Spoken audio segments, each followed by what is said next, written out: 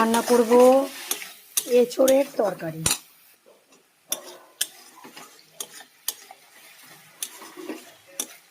কড়াই তেল দিয়ে মশলা দিয়ে দিয়েছি, গোটা জিরে দিয়ে দিয়েছিলাম, পেঁয়াজ আদা রসুন পেস্ট করে দিয়েছি। এবার এটা ভালো করে একটু ভেজে নেব, তারপরে বাদ বাকি মশলাগুলো দেব।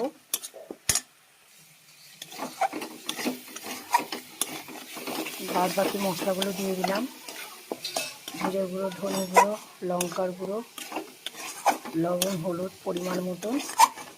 ভালো করে মশলাটা কষাবো, তারপর একটা টমেটো কেটে দেবো।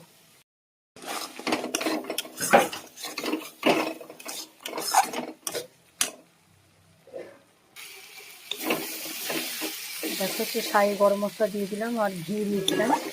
এবার একটু নাড়াচাড়া করে জল দিয়ে দেবো পরিমাণ মতো। দেখো একটু চাপা দিয়ে রাখবো। দেখো আমার এঁচোড়ে আর আলু দিয়ে তরকারিটা হয়ে গেল। এখানেই ব্লগটা শেষ করলাম। Bye bye.